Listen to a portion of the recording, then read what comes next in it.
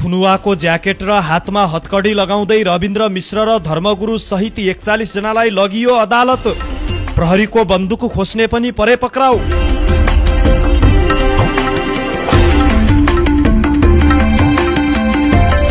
राप्रपाका वरिष्ठ उपाध्यक्ष रविन्द्र मिश्र र महामन्त्री धौल शमशेर राणा सहित पक्राउ परेकाहरूलाई प्रहरीले जिल्ला अदालत काठमाडौँमा पेश गरेको छ। तीनकुनेमा शुक्रबार भएको हिंसात्मक घटनापछि पक्राउ परेकाहरूलाई म्याद थपका लागि आइतबार अदालतमा पेश गराइएको हो। त्यसअघि उनीहरूलाई जिल्ला सरकारी वकिलको कार्यालयमा लगिएको थियो। म्याद थपको प्रक्रिया पुर्याएपछि जिल्ला अदालतमा उपस्थित गराइएको हो। धौल शमशेर राणा बाहेक सबैलाई हतकडी लगाइएको थियो।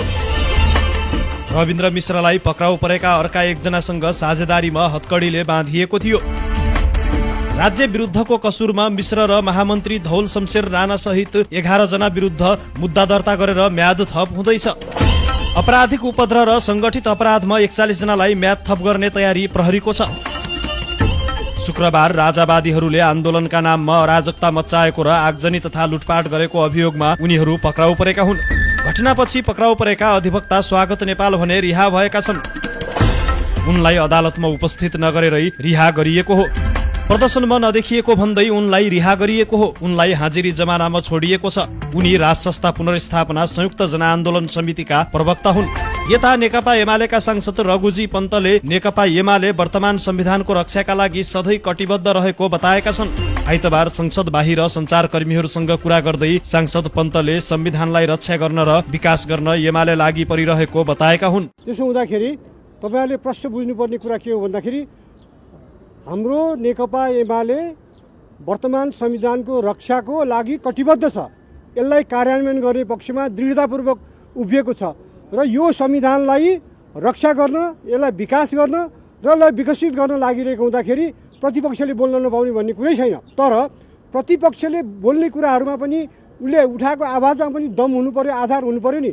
15 गतेको दिन यत्रो घटना भएको छ काठमाडौँमा, त्यो घटनाको बारेमा आज आएर देशलाई जानकारी दिन पाउनुपर्छ कि पर्दैन? गृहमन्त्रीले, प्रधानमन्त्रीले त भनिसक्नुभयो भोलि आउँछु भनेर 18 गते। अनि प्रधानमन्त्रीले आउँछु भन्दा भन्दै हाउस यसरी रोक्नु उचित भएन। हाउस चलाउँ, 15 गतिको घटनाबारे गम्भीरतापूर्वक छलफल गरौँ। संविधानमाथि आक्रमण भएको छ, संविधानलाई उल्टाउने कोसिस भएको छ। भुपु भइसकेका राजाको नेतृत्वमा, उनको पहल कदमीमा, उनको निर्देशनमा जे घटनाहरू काठमाडौँमा 15 गते घट्यो त्यसबारेमा संसदले छलफल गरेर एउटा स्पष्ट धारणा बनाएर अगाडि बढ्नुपर्ने कुरा प्राथमिक हुनुपर्थ्यो। आज हामीले त्यही भएर हाउस चलाउँ भनेर भनेका हौँ।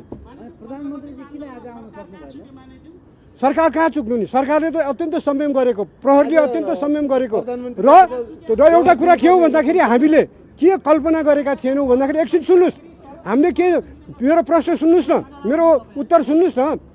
हामीले त के भनेका थियौँ भने एउटा शान्तिपूर्ण ढङ्गले मागेको पनि त्यही भनेर थियो। शान्तिपूर्ण ढङ्गले आमसभा गर्ने, जुलुस गर्ने अधिकार सबैलाई छ। यो विषयमा गृहमन्त्रीले र पीएमले जवाफ दिनुपर्ने हो नि? होइन, अहिले सुन्नुहोस्, संसद चलिरहेको बेलामा प्रधानमन्त्रीले अथवा गृहमन्त्रीले आएर कुनै पनि घटनाबारे जानकारी दिने, बोल्ने पहिलो ठाउँ संसद हो। त्यसैले हामीले के भनेका थियौँ भन्दाखेरि हाउस चलाउँ, कमसेकम 15 गतेको घटनाबारे गृहमन्त्रीले आएर के भएको थियो भन्ने कुरा विस्तृतमा जानकारी दिएपछि नै अरू प्रश्नहरू उठाउन पाइन्थ्यो। त्यसैले होइन, उहाँ त अब हाउस चल्न नदिने भइसकेपछि किन आउनुहुन्छ त? होइन, हाउस चल्न यत्रो अब्स्ट्याकल भइरहेको छ भन्ने कुरा त उहाँलाई थाहै थियो नि। उहाँ हाउस चलाउनुहोस्, गृहमन्त्री आउनुहुन्छ नि। हाउस चल्नै नदिएपछि गृहमन्त्री आएर के काम? हाउस चल्न दिने हो भने प्रतिपक्षले गृहमन्त्रीले आएर जानकारी दिनुहुन्छ, त्यो प्राथमिक काम हुन्छ। समस्या छलफलमा गर्नु पर्ने हैन, बाहिर होइन। तर प्रतिपक्षले, प्रमुख प्रतिपक्ष आफ्नो योभन्दा अगाडि उठाइरहेको मागमा निरन्तर लागिरह्यो। जुन माग चाहिँ संविधान सम्मत पनि छैन, प्रतिनिधि सभा नियमावली अनुरूप पनि छैन। त्यसैले हामीले के भन्यौँ भन्दाखेरि आजको मुख्य विषय 15 गतिको घटनाक्रमबारे हुनुपर्छ। संविधानको रक्षा र संविधानको सुदृढीकरणको लागि यो संसदले एउटा ठोस पाइला चाल्नुपर्छ, ठोस आवाज उठाउनुपर्छ र सरकारलाई मार्गनिर्देशन गर्नुपर्छ भन्ने हाम्रो भनाइ थियो। त्यो कुरा राख्न चाहिँ प्रतिपक्षले दिएन। यो बडा दुःखद हो। स्वाभाविक रूपमा संसदमा प्रतिपक्षले बोल्न पाउनुपर्छ। प्रधानमन्त्रीले उहाँहरूले उठाएको प्रश्नको बारेमा भोलि आएर म जवाफ दिन्छु भन्दै आज जसरी उहाँहरूले हाउस चल्न दिनु भएन, उहाँहरूले नै भने जसरी हाउस चलाउनुपर्छ भने जुन अडान लिनुभयो त्यो लोकतान्त्रिक चरित्र भएन। धन्यवाद।